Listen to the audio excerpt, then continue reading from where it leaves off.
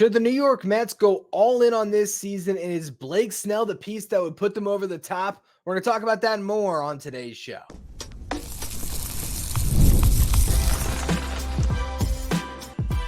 You are Locked On Mets, your daily New York Mets podcast. Part of the Locked On Podcast Network, your team every day.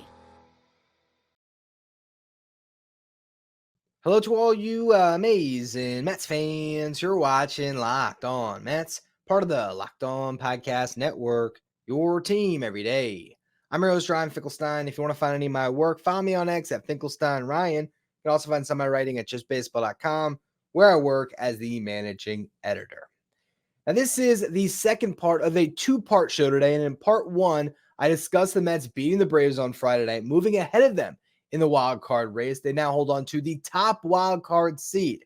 I also talked about Kodai Senga, who pitched brilliantly until he got hurt again.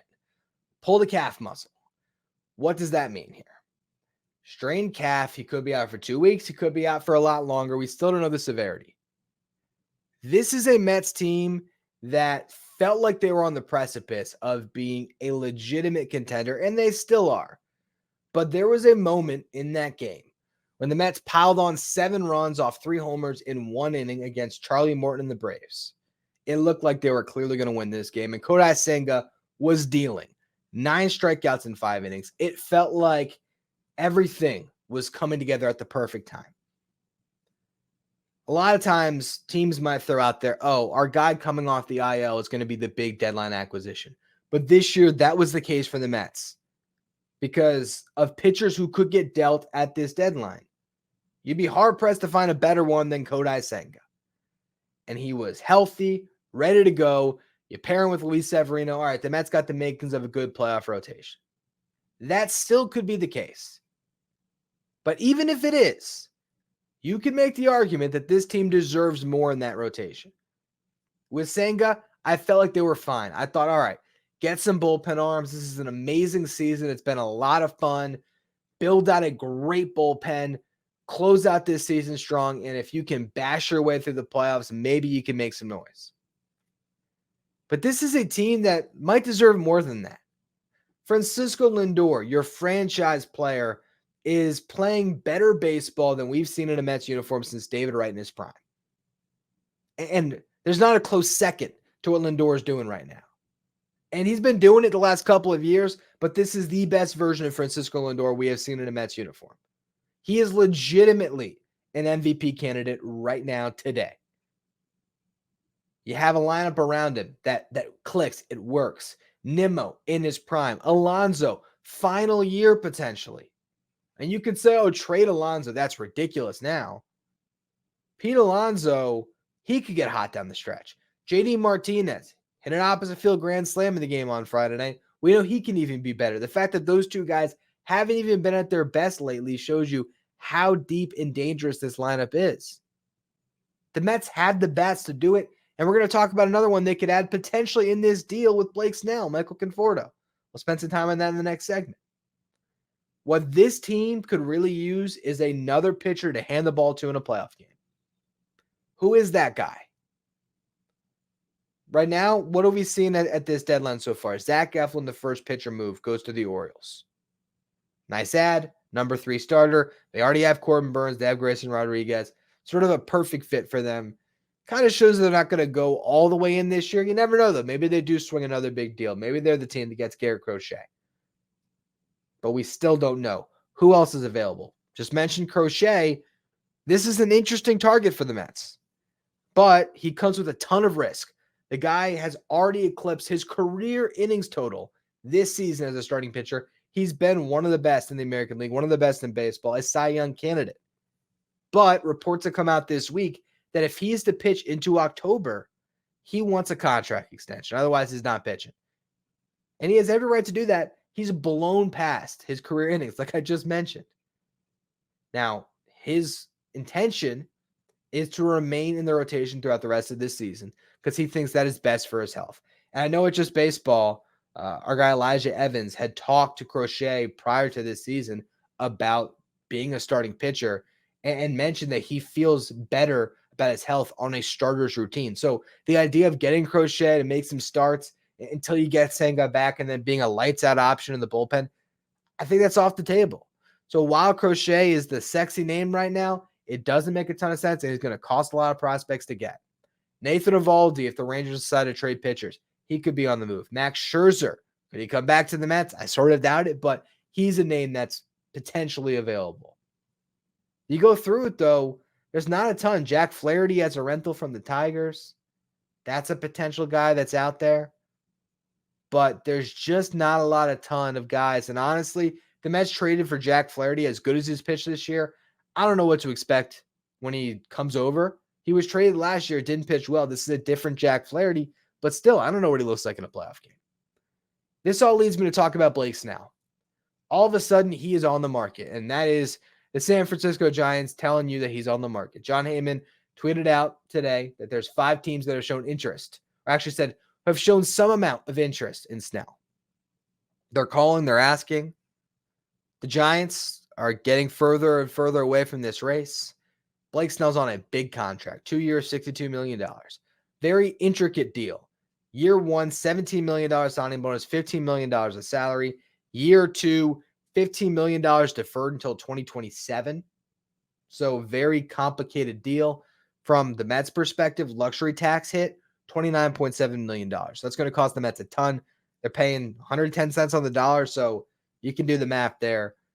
Whatever that salary is for the rest of this year, plus the luxury tax penalty, and then if he accepts his player option, he's going to cost a ton, which means he's not going to cost a ton of prospects to get. Yeah, the Giants are shopping him now potentially, but they can't expect a huge return. The guy hasn't pitched well this year. He's had 2 IL stints, and his ERA, I didn't even pull it for the show today because it would make you hate this signing, but that feels disingenuous for me. I actually looked at his last 3 starts because that's what I'm going to base my case on.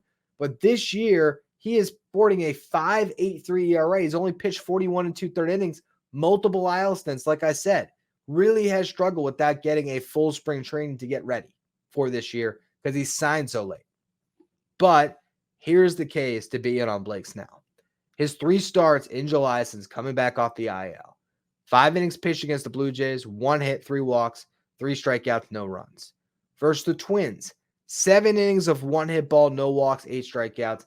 Then versus the Dodgers, 6 innings, 4 hits, 2 earned runs, 2 walks, 4 strikeouts. He was up to 83 pitches. This would be a massive gamble on Blake Snell, but there's ceiling, there's upside to dream on. He was the best pitcher in the National League last year by a wide margin. Pitched to a 2.25 ERA in 180 innings with 234 strikeouts, and even better, over his last 23 starts of the season, this guy pitched to a 1.2 ERA with 186 strikeouts and 135 innings pitched. Now, it could be a rental. If everything goes right, Blake Snell would get traded to the Mets, pitch amazing. They win the World Series. He'd be able to ride that off, hit the free agent market, and he's off your books anyway. Or, doesn't go well, he's on your books for a lot of money next year. That risk and reward, that's where it doesn't cost a ton to get him. But the Mets are the one team that's able to take that risk. A financial risk, not as big of a deal as Steve Cohen. Other teams out there that might be in, the Dodgers make sense. Are the Yankees willing to spend? There was some thought about them going in on Snell in the offseason. Do they do it now? I don't know who else is out there. John Heyman says 5 teams. Who else is in the mix? The Orioles doing this? No. Phillies? Maybe. Phillies are an interesting one. I'd actually put that one out there as a potential one. The Braves, are they willing to take on the money? It's very tough to find a fit for Blake Snell. But if you're the Mets and you can get this guy without giving up any of your untouchable prospects, you slide him into your rotation and you get Michael Conforto to boot, that might just be the deal that could be all in for this season, that doesn't hurt your future, that ends up making a lot of sense once the trade's finalized. So I want to talk about that a little bit more in the next segment, particularly the Conforto piece of it, and then what the roster would look like if the Mets swung that type of a trade. So we'll get to that in just a minute. First, though, a word from our sponsors. Today's episode is brought to you by Game Time, the fast and easy way to buy tickets for all the sports, music, comedy, and theater events near you. If you are in the New York area, How could you watch the game on Friday night and not want to go out to the ballpark and catch this series against the Braves? It looks like so much fun going on. There's Spider-Man in the crowd dancing. It just looks like a blast, and Game Time can get you there with the best deals on last-minute tickets. When I go to games, I wait till I'm right outside the ballpark, and then you can find great deals on last-minute seats, and you can even find their flash deals where you might buy a seat in a specific section, and they will give you a discounted rate for taking that. You can also look at the view of your seat before you buy, so you know exactly what to expect when you arrive. All-in pricing shows you the fees baked in, so you don't have to worry about getting fees that jump out at you when you're checking out. And with 2 taps, you can be all set buying your tickets and getting into the game. Take the guesswork out of buying tickets with Game Time by downloading the Game Time app, create an account, use the code LOCKEDONMLB for $20 off your first purchase. Terms apply. Again, create an account, redeem the code LOCKEDONMLB for $20 off. Download the Game Time app today. Last minute tickets, lowest price, guaranteed. Today's episode is also brought to you by Prize Picks, the easiest and most exciting way to play daily fantasy sports. Unlike other apps on Prize Picks, it's just you against the numbers. All you do is pick more or less on 2 to 6 player stat projections. You watch the winnings roll in. Get on the daily action with your friends and become part of the Prize Picks community today. You can now win up to 100 times your money on Prize Picks with as little as 4 correct picks. So you could turn $10 into $1,000. If you're looking for promotions, Prize Picks has got you covered every week. From lowering select player stat projections on Tuesdays to help your lineup hit, or getting your entry fees back if you have a losing lineup on Fridays. Download the Prize Picks app today and use the code LOCKEDONMLB for a first deposit match up to $100. It's code LOCKEDONMLB on Prize Picks for a first deposit match up to $100. Pick more, pick less. It's that easy with Prize Picks. Stay up to date with all the latest in the world of sports by checking out Locked On Sports Today, streaming 24/7 on YouTube. For those of you who have listened to this show for a while, you know that anytime it becomes even a fringe possibility, I'm all in on signing Michael Conforto, trading for Michael Conforto, getting Michael Conforto back in a Mets uniform. Why? I'm a Mets homer, I guess. I don't know. But to me, Michael Conforto is just that perfect fit for the Mets. And this is the first time I actually think it's going to happen or could happen, because Mike Puma reported today that the New York Mets have shown interest in San Francisco Giants outfielder Michael Conforto. There's also been some reports that the Mets are looking for a left-handed bat for their outfield. Enter Michael Conforto. I talked about this as a possibility in my show, breaking down 10 bats the Mets could target at the deadline, and there were not a lot of good ones. Michael Conforto was pretty high up on the list. There's not a ton of pieces who could be dealt. One of them I mentioned on that show was Randy Arozarena. He's already been traded. He's a Mariner now. Michael Conforto makes a lot of sense on this team. How's he hitting, you ask? Not well. Over his last 15 games, Michael Conforto is batting 167. For his last 30 games, he's batting 205. For the season, he's batting 226 with a 298 on base and a 415 slug, 10 home runs, 40 RBIs, and he was great in the early months of the season. So why am I all in on Michael Conforto? The vibes, of course. But more than that, I actually think he fits this roster really well. Here's what you have to think about. Is Michael Conforto better than DJ Stewart? If you're still thinking about it, what have you been watching? Because DJ Stewart has been awful. This is a matter of getting a better upgrade when it comes to an outfielder to slot into your team. The Mets just signed Jackie Bradley Jr. from, the Independent League, wherever the Long Island Ducks play. I mean, look, I hope JBJ is great in Syracuse and maybe has an impact for the Mets, but that's not likely. Michael Conforto has been on a big league roster, and the underlying data, as I mentioned a couple weeks ago, is really good. The bat speed's still there.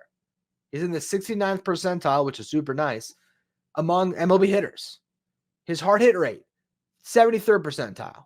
Barrel rate, 75th percentile. Expected slug is at 447. That's still very strong. Chase rate isn't crazy. He's playing in a cavernous ballpark on a bad team. Get him with the New York Mets, where the vibes are going crazy right now. Have him holding an OMG sign, and my heart might melt. This is the guy to get because it's not going to cost a ton, and he's an upgrade. So he is going to make your team better. Doesn't mean he's your starter, because guess what? Jeff McNeil's swinging a hot bat. He's just a better option than Ben Gamble and DJ Stewart. And if you get him in a Blake Snell trade, well, now you're taking on a ton of money for the Giants. You're doing them a favor. You probably don't have to send out much to get these guys, but there's ceiling for both of these additions. You could see Michael Conforto hitting 2 home runs in a playoff game because we saw it. Okay? You could see Michael Conforto having a hot September where he hits 9 home runs because he had a good month this season, and the underlying data still tells us that he can swing a good bat. He can still drive the baseball. He loved playing in New York. He's super tight with a lot of these guys, so he fits in like a glove. The 2 guys I liked most in my article, my podcast, which actually did turn into an article. Thank you, Tyler Antonelli, who works with us over here on the social media side as well with Locked On Mets, and he writes for us at Just Baseball. But that was based on my show where I broke down 10 bats the Mets can target. And the 2 I liked the most were Mark Canha, Michael Conforto, because I'm looking at slight upgrades who would fit into this clubhouse because I don't think they need a lot offensively. Let's say you get Michael Conforto. What does that look like? Lindor, Nimmo, JD Martinez, Pete Alonso, Mark Vientos, Francisco Alvarez, and now Jose Iglesias all feel like everyday players. Jeff McNeil, right back to being one of those guys with the way he's swinging it. Harrison Bader dealing with an ankle injury right now day to day. He's your center fielder. If not him, you got Tyrone Taylor. And if you have Michael Conforto, all right, let's say Bader goes down. Well, now you can put Conforto in right, McNeil in left, Nimmo in center. You're good. Starling Marte comes back. All right, Conforto is just off the bench. And even if you don't get Marte back, he still might be on the bench. So let's just say that your starting lineup is what I laid out, where it's Bader in center, McNeil in right, Nimmo in left, and all those other guys, Iglesias playing at second base. Your bench is Michael Conforto giving you left-handed pop on the bench that they haven't had because DJ Stewart hasn't been good. Tyrone Taylor for defense. Luis Torrens is your backup catcher. And maybe Brett Beatty. And the reason why I say Brett Beatty, since the All-Star break, one of my insiders pointed this out. The insiders I'm talking about is our Locked On Mets insiders, our texting service. He's very, keyed in on watching Syracuse Mets games. I didn't notice it because I was on vacation, really. But coming out of the break in Syracuse, Brett Beatty has started 5 of 6 games at second base. What did I tell you a month ago, maybe 6 weeks ago? When Brett Beatty starts playing nearly every day at second base, that's when you know it might be coming back soon. So I'd imagine that there's a world soon where Ben Gamble or DJ Stewart's going to get sent down to Syracuse, or for Gamble, I think he'd be DFA'd. For Stewart, he'd be sent down. And Beatty's going to come up because Jeff McNeil going to play more outfield. You have Beatty to spare Vientos and Iglesias in the infield, and they give you another left-handed bat off the bench. Now you bring Conforto into the mix. That's a damn good bench if you have Conforto, Beatty, and Taylor with Torrens. And then guess what? If Starling Marte gets healthy back on the field, Beatty can go down. And now you have Conforto, Marte, Taylor off your bench. McNeil gives you that flexibility. And maybe Marte starting, McNeil's on the bench, or Iglesias is on the bench, whoever it ends up shaking out. That is a ridiculously deep team. So to me, Michael Conforto, with or without Blake Snell, makes a ton of sense. Now with Blake Snell, again, a lot of upside. And your playoff rotation could be Luis Severino, Blake Snell, and Kodai Senga. Not necessarily in that order. It's just Severino's the one guy who's going to be there and healthy. But if Blake Snell pitches at his best, he could be your ace. If Kodai Senga pitches at his best, he could be your ace. Now all of a sudden, if everything coincides the way you want it to, you got a playoff rotation that's nasty. You have a starting lineup that's got the thump to really drive you throughout a playoff run. And hopefully the Mets add to this bullpen, which leads me to our final segment of the show today. When it comes to prospects the Mets could deal, who is untouchable? We'll go through that in the last segment. First, though, a word from our sponsors. Today's episode is brought to you by eBay Motors. Passion, drive, and patience are what brings home the winning trophy. It's also what keeps your ride or die alive. eBay Motors has everything you need to maintain your vehicle and level it up to peak performance. From superchargers to roof racks, exhaust kits, LED headlights, and more. Whether you're into speed, power, or style, eBay Motors has got you covered. With over 122 million parts for your number one ride or die, you always find exactly what you're looking for. With eBay's Guaranteed Fit, your parts guaranteed to fit your ride every time or your money back. Because with eBay Motors, you're burning rubber, not cash. With all the parts you need at the prices you want, it's easy to turn your car into an MVP and bring home that win. Keep your ride or die alive at ebaymotors.com. Eligible items only, exclusions apply. eBay's Guaranteed Fit is only available to U.S. customers. Now, when we talk about the idea of the New York Mets going all in at this trade deadline, we have to be realistic about who the president of baseball operations is in David Stearns and what his mission is this season.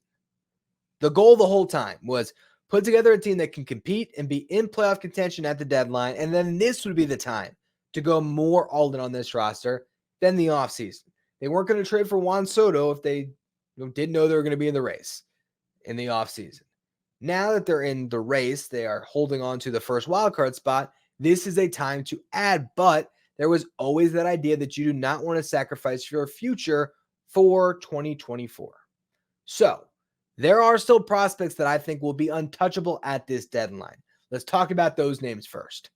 Brandon Sproat, untouchable. Representing the Mets in the futures game, has frontline potential as a starting pitcher. You're not trading Brandon Sproat, and Christian Scott is right there with them. Top pitching prospect in the Mets system. Sproat maybe has that title by the end of the year. Regardless, those two arms are your future in the rotation, and they're both close. Well, Scott's already here. Sproat could be part of the rotation next year. You're not dealing them. Jet Williams is the other one. Came into this season as the top prospect in this system. Haven't seen him all year due to injury. Doesn't matter. You're not trading him. Those three to me are the most untouchable, but there's still more untouchables that I have here. Ryan Clifford.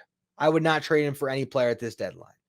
Probably not in general. I just want to see Clifford finish his development with the Mets and come up to the big league roster because he has the chance to be a star player with a ton of pop. He has the best power in this system right now. He was the second piece the Mets got back in the Justin Verlander trade. And the funny thing was, you go back a year ago, listen to that show, I think I was very high on Clifford, and I said he might end up being the better piece in this deal. The way he's played this year, you never know because he's really started to swing it well in Double-A, and he's still super young.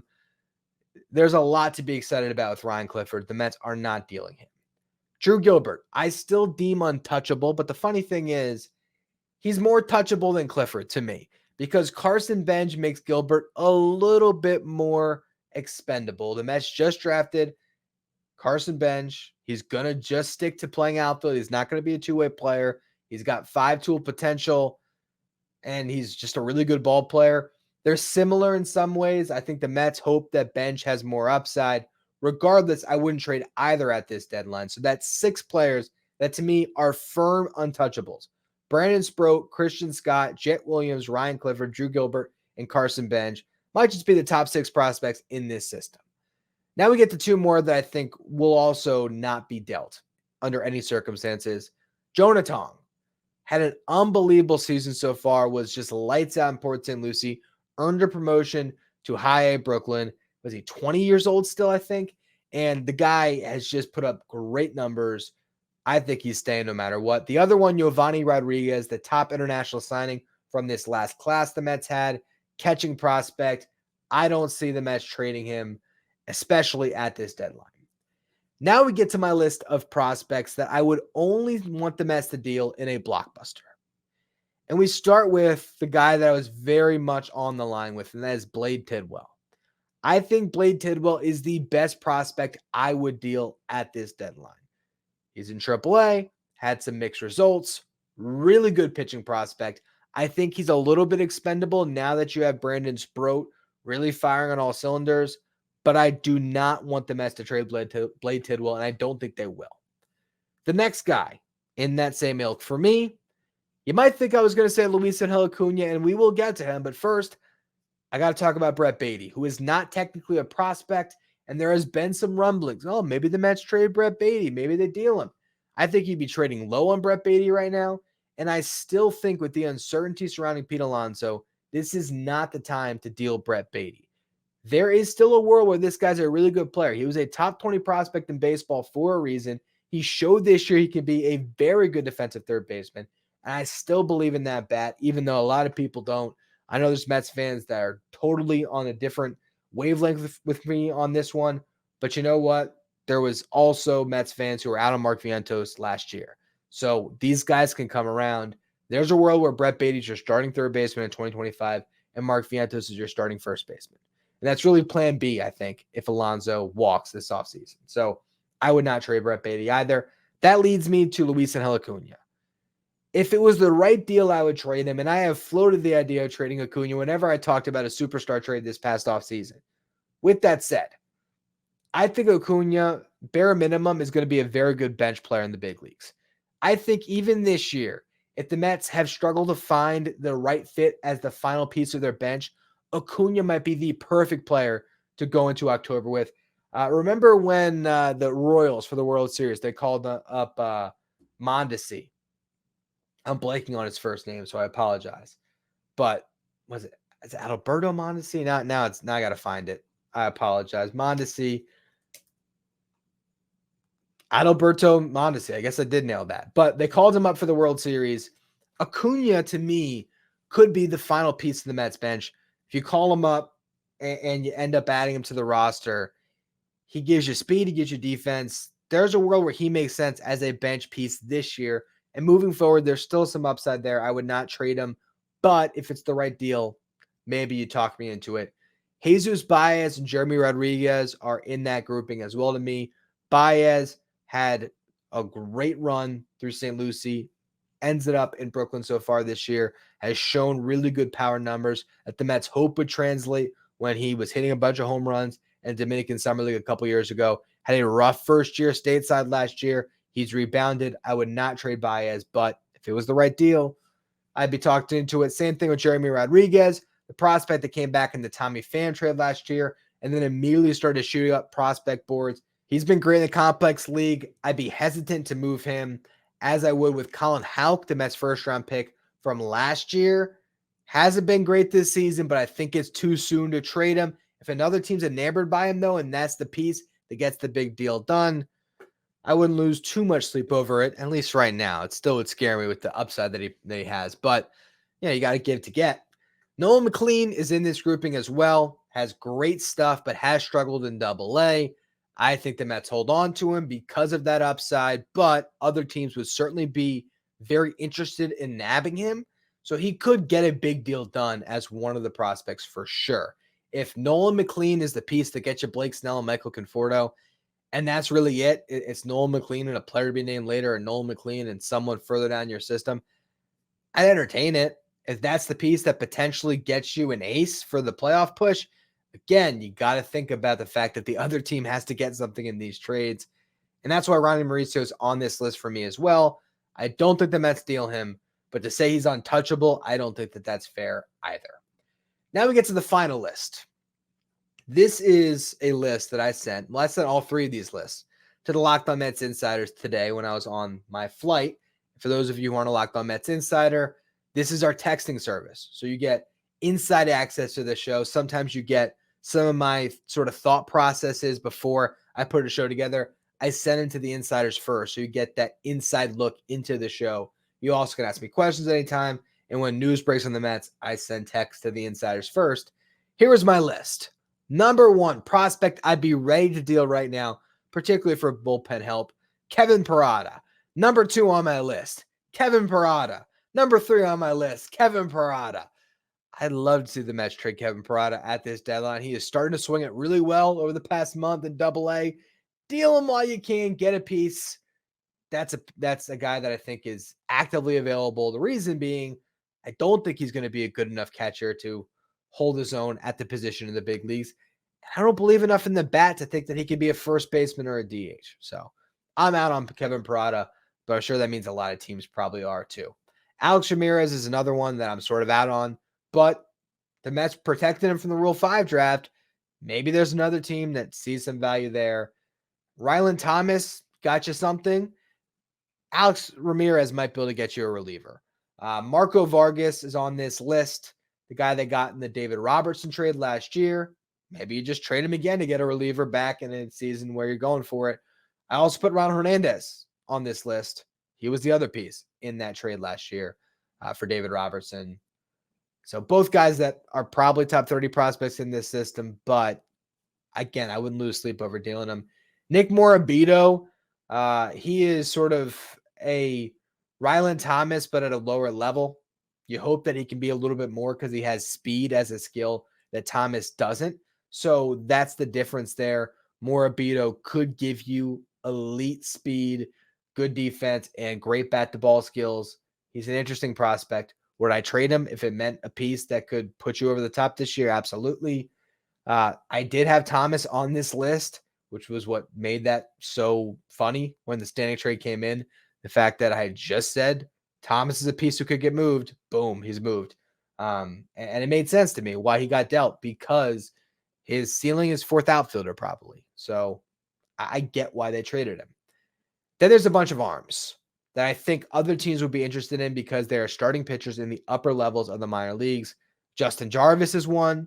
Tyler Stewart is another. I'd be more willing to trade Jarvis than Stewart, but I wouldn't lose sleep over trading Stewart. Mike Vassell, I would definitely consider trading. He is getting close to the big leagues. Other teams might value that, of course, but I don't think that he has a ceiling much higher than a fifth starter. So I'd move him if that's going to get you the piece you need. Dom Hamill, I'd be less likely to move. I think of those three, Stewart, Vassell, Hamill's the one that I would like to keep the most because I could see him pitching very well in a big league bullpen, if nothing else. And he has the chance to still stick as a starter. So I'd like to keep Dom Hamill, but I'd be more willing to deal him than any of the other guys I talked about in that previous list, right? Like I'd rather see the Mets trade Dom Hamill than Nolan McLean. Other guys that I just threw in at the end, Carlos Cortez, Luke Ritter, JT Schwartz, not really considered big-time prospects, but pieces that had performed well in the minor leagues that maybe net you something. For Ritter and Schwartz, very well this season. Guys similar to a Thomas that you can deal for a reliever that maybe a team is trying to get off of. Andrew Chafin, a good example of that, guy making a little bit of money. Maybe you send a Luke Ritter who has hit really well in AAA and you get that deal done. I don't know if that's enough, but that's just an example of what could happen at this deadline. It's going to be a lot of fun. I think we thought this might be a quiet deadline, and it's been anything but that so far. I'm excited to see what moves the Mets make next, and I hope this two-part episode today really primed you for the road ahead. I'm very excited to be home for the deadline. Appreciate all of you who tuned in when I was away, and also for those of you who tuned into both parts of today's two-part episode. Make sure you follow, rate, and review wherever you get your podcasts. If you're watching on YouTube, hit that subscribe button. We're trying to make a push to 10,000 subs by the end of the season. So I appreciate all of you who subscribe. Follow me on X at Finkelstein Ryan. Follow the show at Locked On Mets. If you want to be a Locked On Mets insider, find a link in the episode description. Go to subtext.com/LockedOnMets. Thank you for making Locked On Mets your first listen or your first watch every single day. Now for your second watch, head over to YouTube and check out the first ever 24/7 streaming channel that covers everything in the world of sports. We're talking about Locked On Sports today, which is also streaming 24/7 on Amazon Fire TV.